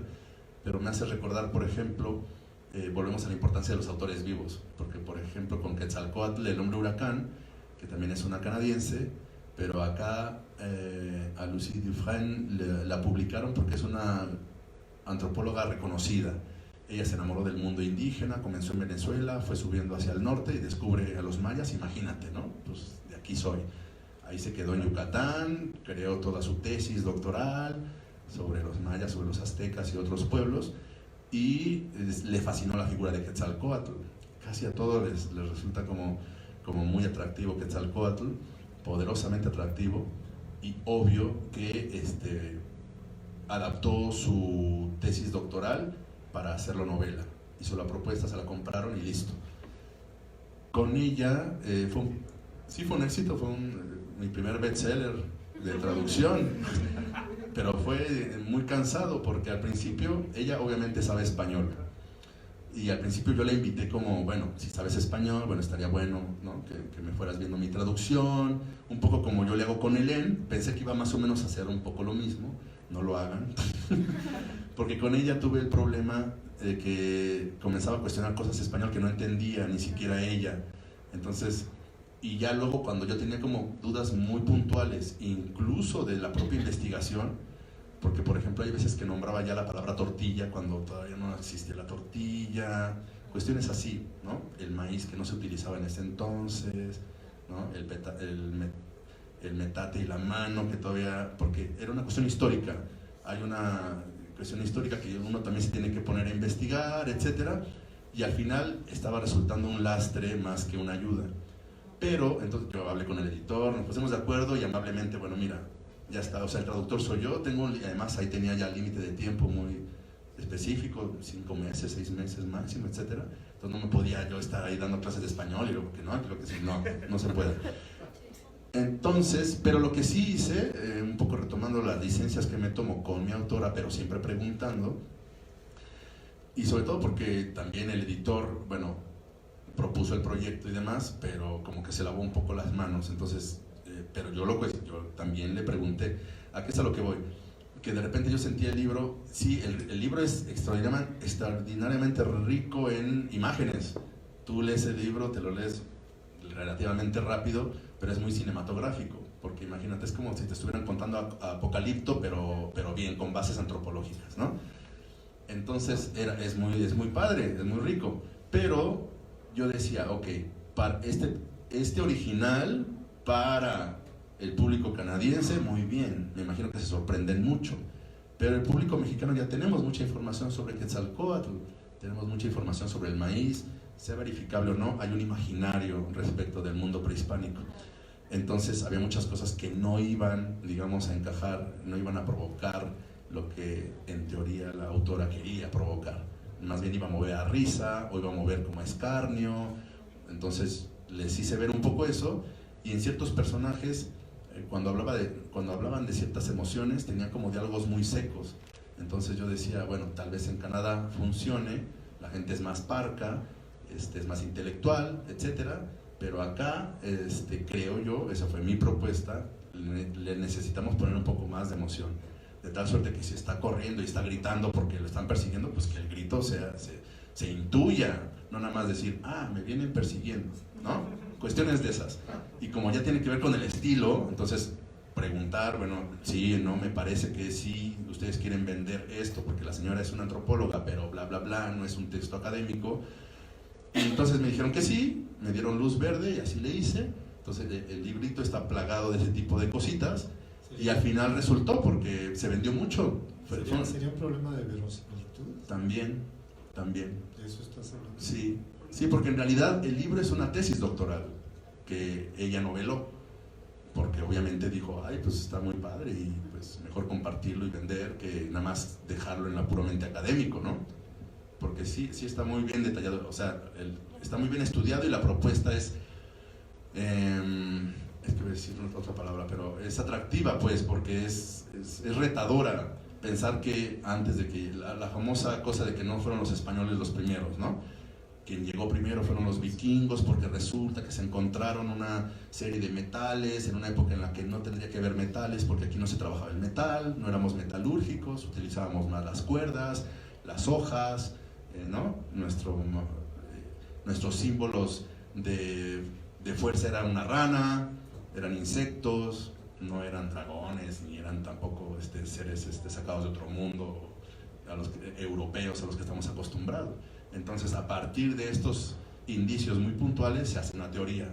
¿Qué tal si los vikingos fueron los primeros que llegaron? Y resulta que cuando encontraron estas partes metálicas, justamente se estaba creando este mito de Quetzalcóatl. No debe de ser gratuito porque Quetzalcóatl es como un dragón, y los vikingos en sus barcos utilizan cabezas de dragón para bla, bla, bla, bla, bla. Cosas de ese tipo. Y se vendió muy bien al final, con todas estas licencias y estas propuestas que sí me atreví a hacer, pero con el editor y con la autora.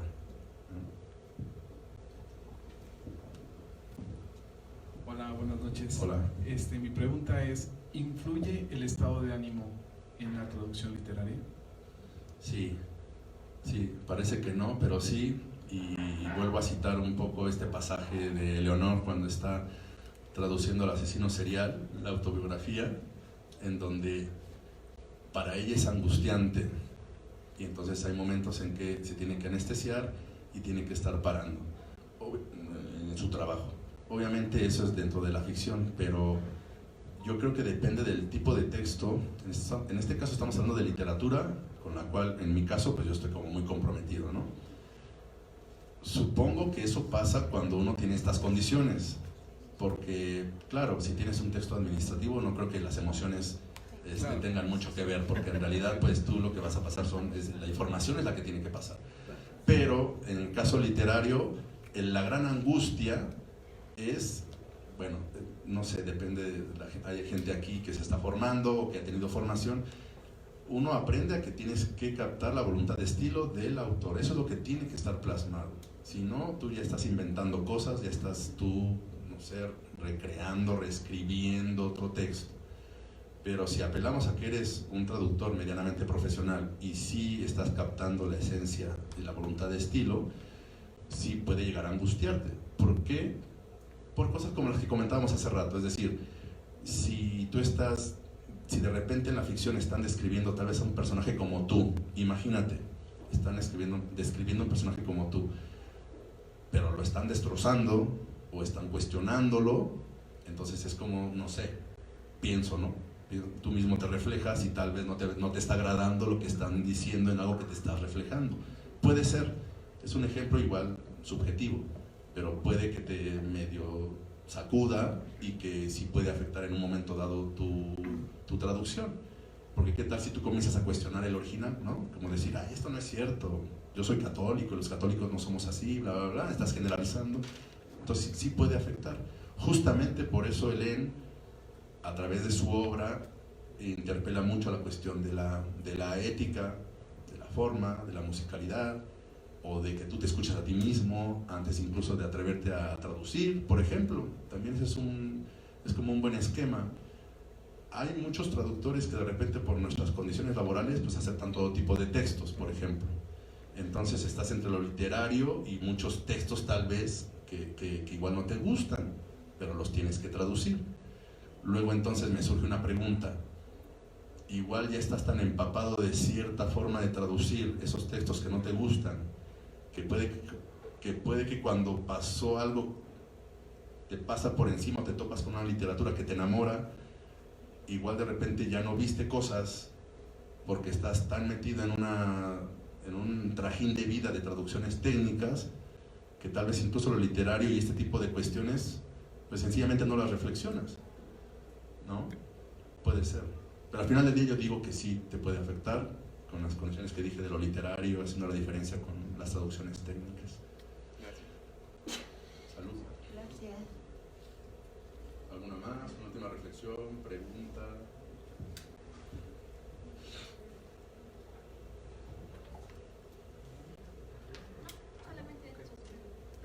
Sí. Quería saber si hay más traducciones de Len Río en el mundo editorial hispanófono, en específico Argentina, España, y eso en qué medida afecta tu proyecto, ¿no?, de traducción, en el sentido de que se venda una exclusividad de derechos para el mundo hispanófono, etcétera, etcétera. Pues justo esa fue una gran oportunidad para mí, porque en realidad, según yo, no existe. No existe, y por eso yo me asumo como su traductor, por lo menos al español mexicano. Pero casi siempre digo, soy su traductor, tal cual, porque no existe. Ella comenzó a publicar siempre en editoriales pequeñas, y de hecho sigue haciéndolo. Es decir, por el tipo de literatura que tiene, no ha logrado saltar, así como lo hizo Lucie Dufresne, que era una antropóloga, y salta, digamos, a las grandes ligas de la industria editorial, pero con ese libro. Intentaron, de hecho, repetir, digamos, el fenómeno de ventas que tuvo Quetzalcóatl con otro libro que sacaron de los mayas y la cocaína, algo así, no me acuerdo bien el título, pero ya no fue lo mismo, porque el proyecto ya no era igual. Pero de manera concreta no existe, no hay ningún otro traductor, das cuenta, en Argentina, o alguien que la esté traduciendo en Colombia, o incluso en España, que es donde ella vive. Por ejemplo, eso a mí me sorprendió. Es ahí donde uno tiene que aprovechar como traductor, creértela y decir yo soy autor también. Justamente en lo que acabas de decir también hay muchas oportunidades que a los traductores se nos van. ¿Por qué? Porque, por ejemplo, yo ya senté un precedente en términos de soy su traductor, y eso parece niño, pero en términos editoriales no lo es. En una ocasión, no me acuerdo bien exactamente con cuál libro, pero creo que fue con Miércoles, creo. El editor del original me dijo, a la hora de estar consiguiendo los derechos, porque los conseguí a través de mi autora, pero para este en específico había algo con el editor, no sé, creo que el editor intervino un poco en la historia, ahí hubo algo un poco especial en donde el editor opinó. Y el editor ahí dijo, bueno, sí, te cedemos los derechos para este libro, únicamente para este libro, con la posibilidad de que lo puedan traducir a alguien más, ¿no? Si encontramos un traductor, y dije, sí, perfecto, no tengo problema con eso, no tengo por qué tenerlo. Pero como sé que muy pocos hacen esa chamba porque es una chinga, entonces, pues ya, perfecto.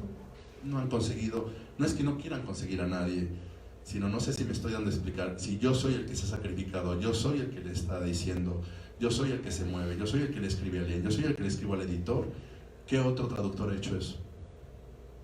Solamente si ella, si en alguna ocasión, no sé, si le interesa o logra vender y se convierte como en una referencia de editoriales como transnacionales, entonces ahí sí me imagino que yo comenzaría a tener problemas y pues vamos a contratar a otro autor, pero incluso ahí yo haría que Len me defendiera, ¿no? Claro. Y entonces si ya es una cosa, ¿perdón? Otro traductor, exacto, ¿qué dije? Otro autor, perdón, no, que la traduzca otro traductor. Está la intención del yo traductor, yo autor. Es que el traductor es el autor. Es que el traductor es el autor, justamente, volvemos a reiterarlo.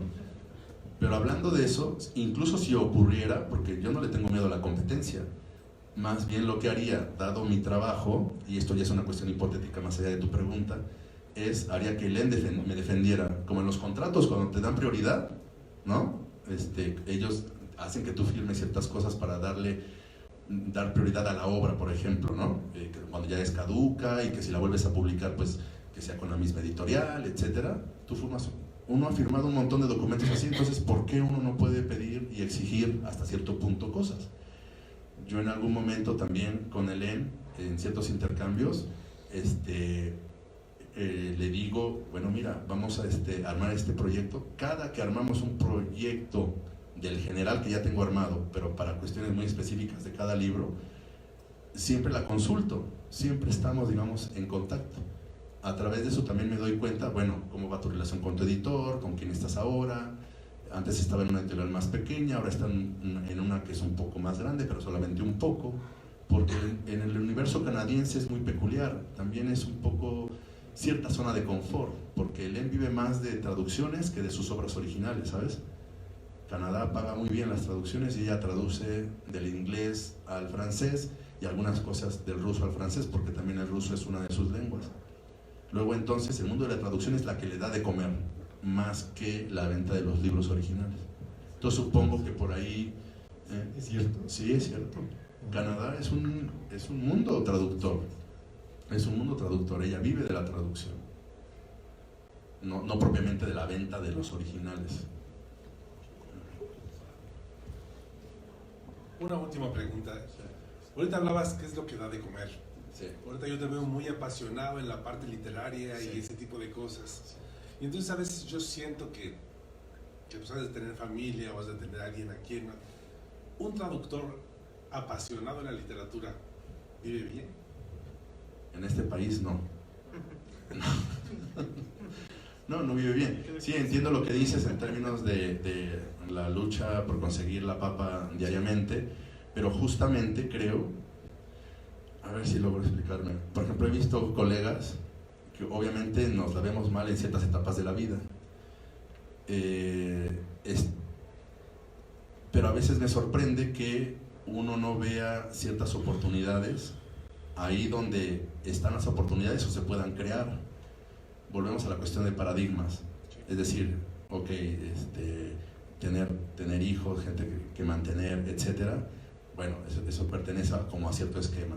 Hay gente que precisamente por tener familia pues tiene que dedicarse a hacer como otras miles de cosas, pero en general, para contestar la pregunta, es sencillamente no creo que haya un traductor aparte de Selman Sira que pueda vivir como viajando y viviendo bien, pero sin denostar ese estilo de vida, sino a lo que voy es que como traductores literarios justamente en la asociación lo que buscamos es que la gente se asocie, intentemos, digamos, hagamos un gremio de verdad y podamos comenzar a cambiar justamente ese paradigma del que hablábamos. Hace rato yo mencioné, bueno, si en algún momento el EN pasa a una editorial transnacional y lo primero que yo voy a hacer es como hablar con ella y que me dé prioridad. Y casi así sea por el medio del chantaje, decirle, oye, pues si yo me he estado fregando, ¿no?, para tratar de publicarte en el contexto mexicano, pues dame prioridad, porque si ya se habló el negocio, ahí ya estamos hablando de cuestiones pragmáticas. Ya olvídate tú, justo como decías, ¿no?, de la cosa ideal, del enamoramiento. Ok, hablemos ya de regalías, ¿cómo van a estar tus ventas y dónde voy a participar yo? Yo que he dado la lucha por todos estos años. Entonces va junto con pegado en mi caso. No soy un traductor que esté tan disperso, sino que ha luchado por una autora en específico, y hay otros que también pueden convertirse en otras Hélène Riou, pero para empezar, pues no creo que esté nada mal. A lo que voy es que no creas que nada más es una cuestión meramente ideal. Cuando cada libro significa unas negociaciones horrendas que tienen que ver con dinero, que tienen que ver con tiempos, que tienen que ver con arrogancias, que tienen que ver, no sé, como decía con este primer editor, ¿no?, con encontrarte una personalidad que de entrada te parezca como prepotente, etcétera.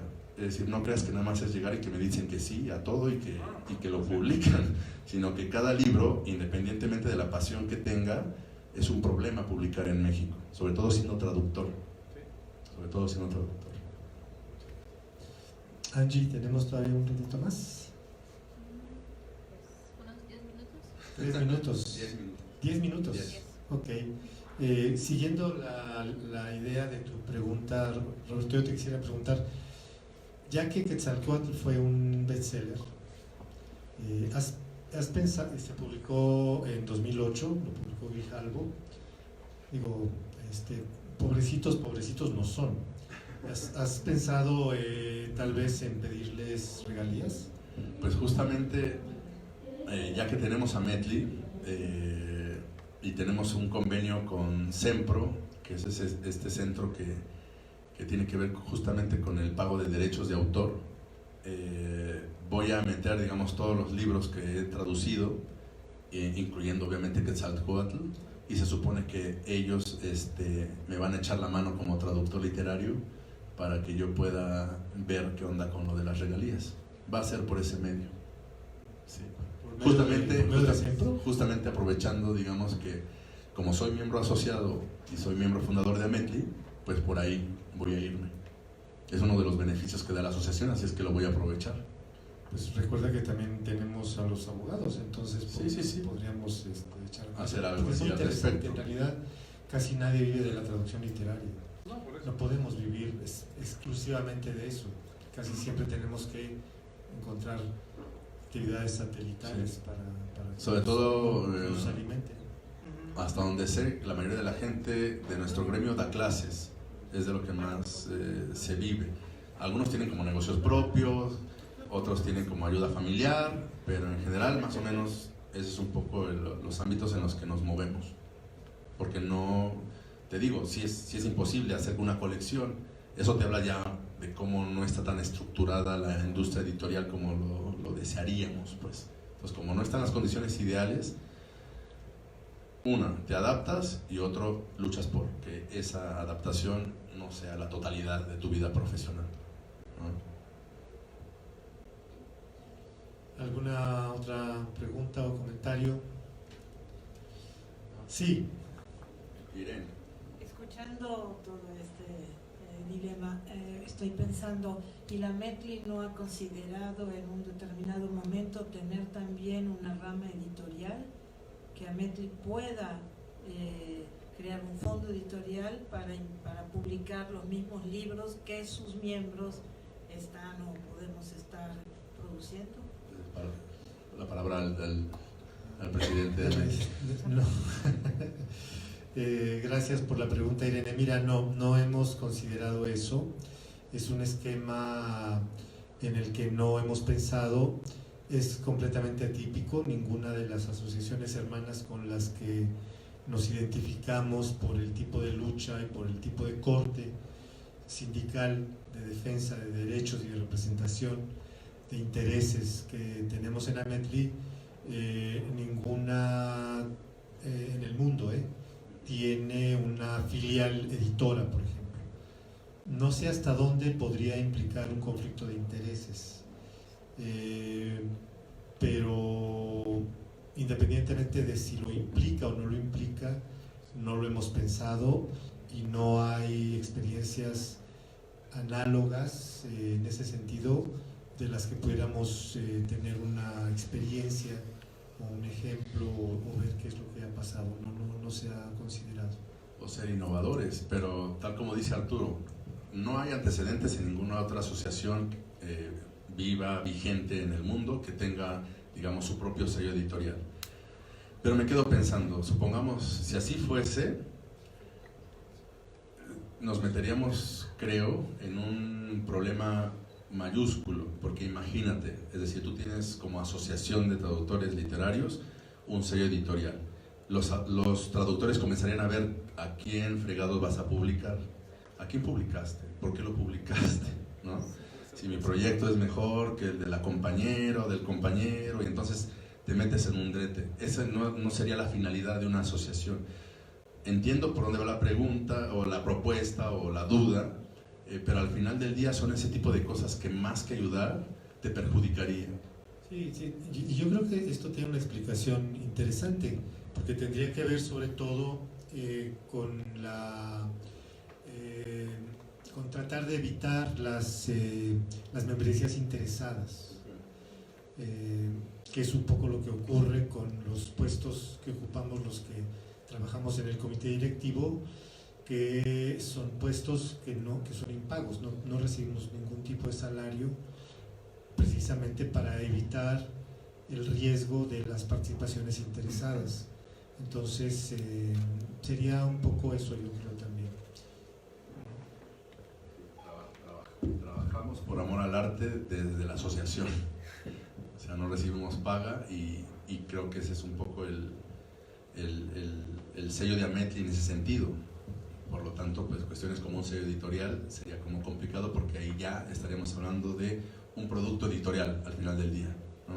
Un producto que se tiene que comercializar, y esa no está dentro de los fines de Ametli, que además su mismo nombre de entrada jurídico lo dice, ¿no? Somos una asociación sin fines de lucro. Para terminar, Roberto es Eleonor, es Leonard Ming, es Hélène. ¿Quién es Roberto? Su traductor literario. Su traductor literario, y en ocasiones justo hablando de este juego de espejos, es una forma de travestirme sin que ustedes vean físicamente ni los tacones ni el vestido, pero puedo ser Eleonor. Sí, esa parte es fascinante y creo que todos los traductores somos un poco travestis en ese sentido. Es fascinante. Y pues bueno, no queda más que agradecer su presencia. Quiero enviar un saludo a todos los colegas y a todos los que nos están viendo en vivo, que nos siguieron durante esta transmisión, y dar de nuevo las gracias a Gandhi por habernos recibido. Próximamente tendremos una o dos charlas más, todavía están programadas. La siguiente me parece es con Irene Seltzer, aquí presente, y tenemos una siguiente después con Cristina Rascón, y otras en otras librerías que forman parte de la RELI, de la Red de Libreros Independientes. Y no me queda más que pues, invitar a todos los colegas asociados a que participen en estas charlas. Este espacio es para ustedes. Es un proyecto noble, es un proyecto que acerca al traductor a sus lectores, o eso es lo que quiere, que no surge de la nada, es un modelo español y que tiene ya funcionando en España 2 años, echado a andar por ACE Traductores, y pues este fusil mexicano está empezando a funcionar bastante bien y estamos muy contentos de esto. Y entonces, bueno, un saludo muy cordial a todos, muchas gracias, buenas noches. Buenas noches.